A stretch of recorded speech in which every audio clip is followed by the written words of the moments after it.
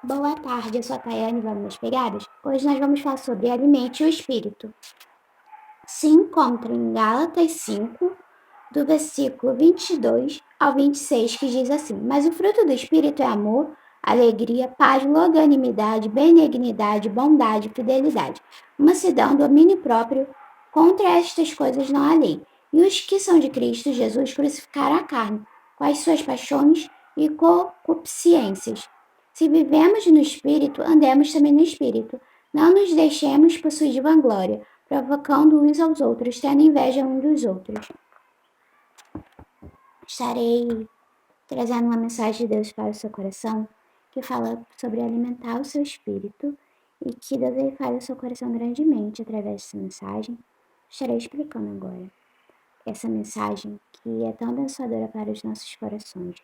Cultivar a bondade de seu coração é ter a garantia de que está plantando uma árvore com ótimos frutos. Manter-se preenchido de sentimentos leves nutre seu espírito, eleva para uma mente livre e dias tranquilos. Respire fundo e quando estiver meditando sobre qualquer situação, agradeça as bênçãos, os dias ensolarados, mas também os nublados. Lembre-se da grandeza da vida e que tudo pode melhorar. Reflexão sobre Gálatas, capítulo 5, versículo 25. Sim, se vivemos pelo Espírito, andemos também pelo Espírito. Nossa vida deve estar em conformidade com o que nós cremos. Não se trata de uma imposição, mas de uma iniciativa pessoal. O que adianta falarmos das coisas da palavra e não vivermos a palavra? Nada. Se não andamos no caminho do Senhor, estamos enganando a nós mesmos. Se observarmos o alvo, prossigamos para ele. Se desviar para a direita ou à esquerda, ande pelo Espírito, alimente-se da palavra que vivifica. Gálatas, capítulo 5, do versículo 22 ao 23. Quando o Espírito está vivo nos nossos corações, o caráter de Deus se torna vivo nas nossas vidas, à medida que o Espírito trabalha para nos conformar mais e mais da imagem e caráter de Cristo. Oração. Obrigado, querido Pai, por seu Espírito dentro de mim. Entrego a minha vontade e meu coração conscientemente ao controle transformador do seu Espírito na minha vida. Por favor, produza em mim o fruto que agrada e traz glória ao Senhor. No nome de Jesus eu oro. Amém. Gálatas, capítulo 5, versículo 23. Os frutos do Espírito Santo de Deus estão mencionados no livro de Gálatas, parte do Novo Testamento. O Espírito Santo é a terceira pessoa da Santíssima Trindade, formada pelo Pai Deus, o Filho Jesus Cristo e o Espírito Santo. E na Bíblia estão diversas referências e identificações da manifestação e presença do Espírito Santo, ou da fluência de seus frutos. O texto de Gálatas 5 foi escrito pelo apóstolo Paulo aos cristãos de Gálatas. A ideia de comparar uma virtude do Espírito como um fruto em referência ao entendimento de que quem está em Cristo produz bons frutos, inclusive o próprio Cristo já havia feito referência semelhante em uma parábola chamada de parábola da videira verdadeira. O fruto do Espírito é uma seleção de virtudes produzidas pelo Espírito Santo na vida daqueles que foram feitos novas criaturas. Esse fruto resulta em uma conduta de vida íntegra e de acordo com a vontade de Deus. O fruto do Espírito Santo é descrito pelo apóstolo Paulo em Gálatas 5, do capítulo 22 ao 23. O que é o fruto do Espírito? Antes de falarmos sobre o fruto do Espírito, precisamos saber que nos versículos anteriores, Gálatas, capítulo 5, do versículo 19 ao 21, o apóstolo Paulo falou sobre os perigos das obras da carne. Essas obras são uma seleção de práticas pecaminosas decorrentes da natureza decaída do homem. O fruto do Espírito é mencionado dentro de um capítulo, onde Paulo faz uma exposição acerca da liberdade que há em Cristo. Ele fornece uma contraposição às restrições impostas pelo legalismo que estava sendo pregado na comunidade cristã da galáxia. Além disso, o apóstolo enfatizou que o jugo da lei não é capaz de fazer com que alguém viva de acordo com a vontade de Deus, mas que somente através do Espírito Santo o homem é capacitado a viver uma vida que agrada ao Senhor. O pano de fundo dos ensinos desse capítulo é a intensa luta entre a carne e o espírito. O espírito abomina os desejos da carne, e a carne, por sua vez, rejeita as coisas em que o espírito nos conduz. Assim, o fruto do espírito é o bem que nos faz vencer o mal. É o resultado natural de uma nova vida, uma vida regenerada, uma vida que reflete um novo nascimento, a vida no espírito. É interessante que nós não mistura que nós não possamos misturar os frutos do Espírito com os dons especiais. O Espírito Santo. Dons especiais que o Espírito Santo dá a algumas pessoas e que devem ser usufruídos a trabalho da Igreja de Cristo. O fruto do Espírito é composto de habilitação que todos os redimidos recebem. Andai no Espírito. O apóstolo Paulo, no livro de Gálatas 5, ele aplica uma nova ordem, contudo, associada ao contexto. Digo, no entanto, andai em Espírito. Gálatas 5, versículo 16. A palavra grega que já foi traduzida por andai é palavra usual no Novo Testamento. Nos evangelhos sinóticos é utilizado especialmente entendimento exato no Evangelho de João, Apocalipse e Atos possui usualmente o significado exato. Nos escritos de Paulo, continuadamente é usado com ponto de vista alegórico, significando viver ou portar-se, conduzir-se para andar nessa vida de amor. Os Gálatas tendem a agir pelo Espírito. Neste quadro, espírito pneuma não se refere ao espírito humano, nem mesmo ao espírito divino, do ponto de vista separado um do outro, porém ao Espírito de Deus, quando ele ocupa lugar de destaque no coração da pessoa e passa a habitar o espírito do ser humano. O íntimo do fiel precisa viver sobre a energia motivadora e capacitadora do Espírito Santo. Isso está em contradição com a vida longe de Deus, que era causada pelos desejos da carne. Quando passamos de uma vida pecaminosa para uma nova vida com Deus, passamos a viver constantemente na obediência e na dependência do Espírito. Ela é adquirida pela manifestação da carência particular a Deus. Amor. O Espírito Santo transmite na alma o amor a Deus e aos homens, que é a execução da lei que Deus deixou para todos nós na Bíblia. Em Gálatas 5, versículo 14 diz: porque toda a lei se cumpre em um só propósito. Em Salmos 31, versículo 23 diz: amai ao Senhor, vós todos os que sois seus santos. O Senhor guarda os fiéis e retribui abundantemente ao que usa de soberba. Em Mateus 5, versículo 44 diz: eu, porém, vos digo, amai aos vossos inimigos e orai pelos que vos perseguem. Em Mateus 22, do versículo 37 ao 39 diz: respondeu-lhe Jesus: amarás ao Senhor teu Deus de todo o teu coração, de toda a tua alma, e todo o teu entendimento. Este é o grande e primeiro mandamento. E o segundo, semelhante a este, é: amarás ao teu próximo como a ti mesmo. Refletir sobre o admirável elogio de Paulo ao amor em 1 Coríntios 13. 1 Coríntios 13, 1 Coríntios capítulo 13, versículo 13. Agora, pois, permanecem a fé, a esperança, o amor. Estes três, mas o maior destes é o amor. Alegria. A alegria longe do Senhor é uma alegria falsa. A alegria falsa se dá a você ao você buscar em outras pessoas e também através de bebidas, glutonarias, prostituição, impurezas, competição por algo que é algo de desejo de outra pessoa, ir para festas. Tudo isso são obras da carne. É uma alegria momentânea, que só dura por um momento, mas a alegria do Senhor é a nossa força. Em Filipenses 4, capítulo 4, diz: regozijai-vos sempre no Senhor. Outra vez digo, regozijai-vos. Em Salmos 51, versículo 12, diz: restitui-me a alegria da tua salvação e sustém-me com um espírito voluntário. Em Salmos 126, versículo 5 diz: os que semeiam em lágrimas, com cânticos de júbilo cegarão. Em João 15, versículo 11 diz: Estas coisas vos tenho dito, para que o meu gozo permaneça em vós, e o vosso gozo seja completo. Em Salmos 28, versículo 7 diz: O Senhor é a minha força e o meu escudo. Nele o meu coração confia, nele fui socorrido. Por isso o meu coração exulta e com o meu cântico o louvarei.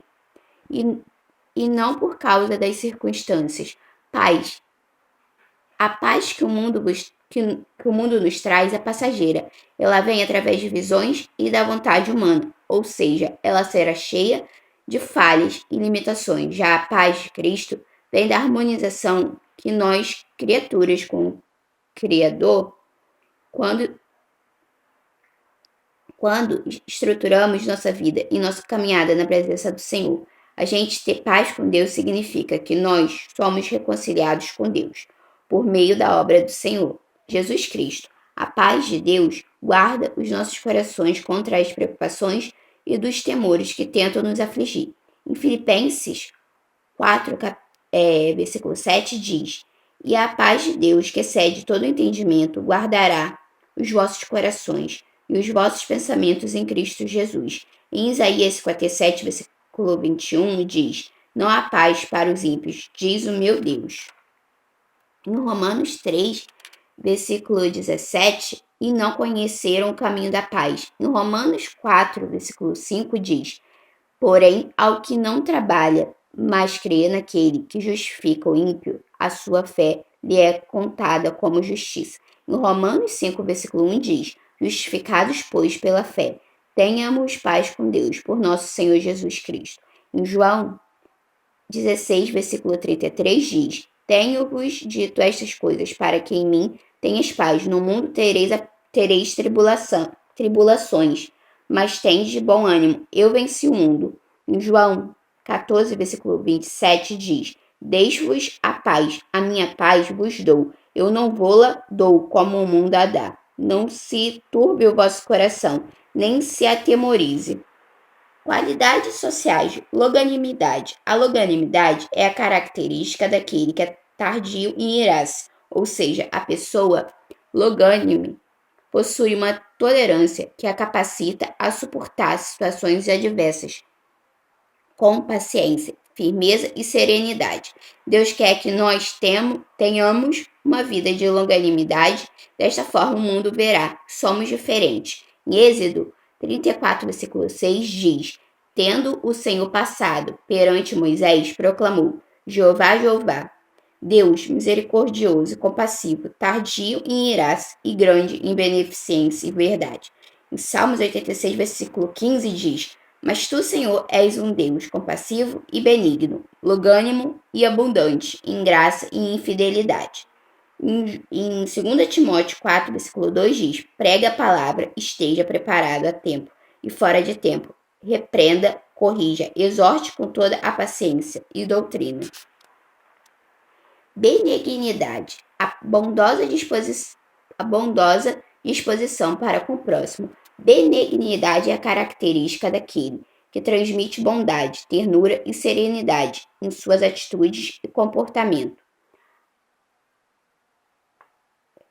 A benignidade significa benevolência ou bondade para com as outras pessoas. Uma pessoa benigna é aquela que não causa dor e sofrimento a alguém. Essa pessoa se compadece do próximo e possui um caráter exemplar. Ser benigno é exatamente o oposto de ser maligno. Entender o que é a benignidade, de acordo com a Bíblia, é algo fundamental a todo cristão.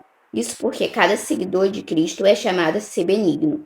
Em Salmos 145, versículo 9 diz: O Senhor é bom para todos. A sua compaixão alcança todas as suas criaturas. Em Provérbios 31, versículo 26 diz: Fala com sabedoria e ensina com amor. Em Romanos 12, versículo 10 diz: Dediquem-se uns aos outros com amor fraternal. Prefiram dar honra aos outros mais do que a vocês. Em Efésios 4, versículo 32 diz: Sejam bondosos e compassivos uns para com os outros, perdoando-se mutuamente, assim como Deus os perdoou em Cristo. Em Mateus capítulo 14, versículo 14 diz: Quando Jesus saiu do barco e viu tão grande multidão, teve compaixão deles e curou os seus doentes. Em Provérbios 22, versículo 9 diz: Quem é generoso será abençoado, pois reparte o seu pão com o pobre. Bondade. A bondade de Deus enche a terra e traz salvação. Por sua bondade, Deus enviou Jesus para pagar o preço por nossos pecados. A bondade de Deus transforma nossos corações. A nossa resposta à sua bondade deve ser também tratar outras pessoas com bondade. Quando somos bondosos, agradamos a Deus e nossos relacionamentos com outras pessoas melhoram. Em 1 Coríntios 13, versículo 4, diz: O amor é paciente, o amor é bondoso, não inveja, não se vangloria, não se orgulha. Em Salmos 125, versículo 4, diz: Senhor, trata com bondade os que fazem o bem, os que têm coração íntegro. Em Provérbios 14, versículo 31, diz: Oprimir o pobre é ultrajar o seu Criador, mas tratar com bondade o necessitado é honrar a Deus. Princípios gerais de conduta, do versículo 22 ao 23. Fidelidade. Ser fiel é ser constante, perseverante e não mudar, sejam quais forem as circunstâncias. A fidelidade de Deus é incomparável, porque mesmo que lhe viremos as costas, ele permanece fiel. A sua fidelidade não pode ser medida, ela é infindável, é um motivo para darmos louvor e adoração. Em Salmos 33, versículo 4 diz: Pois a palavra do Senhor é verdadeira, ele é fiel em tudo o que faz. Em Salmos 36, versículo 5 diz: O teu amor, Senhor, chega até os céus, a tua fidelidade até as nuvens. Mansidão é manter a calma, a paciência e o respeito, mesmo em situações irritantes. A pessoa mansa age com sensatez, não se deixando pecar quando fica irado. A mansidão impede a violência e o desrespeito. Quem é manso pode acalmar uma situação muito tensa, falando com sabedoria, não com amargura. Jesus era manso e a mansidão é um dos frutos do Espírito. A mansidão vem da submissão e confiança em Deus. Em Provérbios 29, versículo 22 diz: O homem irado provoca brigas e o de gênio violento comete muitos pecados. Em Provérbios 15, versículo 1 diz: A resposta calma desvia a fúria, mas a palavra ríspida desperta a ira. Domínio próprio é saber se controlar. Isso é muito importante, porque nem todos os nossos impulsos são bons. Quem vive apenas para satisfazer seus prazeres, sem se preocupar com as consequências, acaba caindo no pecado. Deus nos ajuda a ter domínio próprio. Não vivemos mais para o pecado. Agora vivemos para agradar a Deus, para fazer o bem. Ter domínio próprio traz liberdade para fazer o que é certo. Em Provérbios 25, capítulo 25, versículo 28 diz: Como a cidade com seus muros derrubados, assim é quem não sabe dominar-se. Em Provérbios 16, versículo 32, melhor é o homem paciente do que o guerreiro, mas vale controlar o seu espírito do que conquistar uma cidade. Contra essas coisas, a lei existe para propósitos de restrições, mas quanto a estas virtudes, nada existe para limitá-las. Senhor, muito obrigado, Pai, por essa mensagem que veio falar aos nossos corações. Ó Deus, eu entro na tua presença para te pedir perdão por todos os meus pecados, minhas falhas, meus erros, ó Pai. Te entregar, Senhor, cada vida que está assistindo e ouvindo esse vídeo, ó Pai. Senhor, que elas possam ser, Pai, requebrantadas, que elas possam entender, Pai, cada fruto do Espírito, ó Deus. Toma nas tuas mãos, ó Pai, cada vida, que elas possam ser, Pai, usadas grandemente por Ti, ó Deus, onde quer que seja, ó Pai. Toma nas tuas mãos, guarda, Pai, cada uma, ó Pai, e dá, Senhor, o livramento, dá, Senhor, o que elas estão precisando. Toma, Senhor, cada lugar, Pai, que está precisando de Ti nesse momento. Acampa anjos, Pai, ao derredor de cada lugar. Toma, Senhor, aquele lugar, Senhor, que perdeu, Pai. Pessoas, Pai, com essas chuvas, ó Pai. Toma cada lugar que perdeu, Pai. Pessoas, Senhor, de suas famílias. Senhor, toma os pais, Senhor, de cada pessoa que morreu ali, ó Pai. Ó Deus, toma, Senhor. Livra, Pai, cada um de nós. Livra, Senhor, cada um, Pai, dessas tragédias, Pai. Ó Deus, nos dói tanto sem saber que pessoas perderam seus entes queridos, mas Deus, nós conhecemos um Deus que pode confortar, ó Pai. Vai ali, Deus, e conforte essas famílias. Senhor, em nome do Teu Filho Jesus, que nós pedimos e já te agradecemos, Senhor, da vitória em Cristo Jesus, que vive e que reina para todos sempre. Amém, amém. Fiquem com Deus e até a próxima com mais um vídeo no canal. Tchau!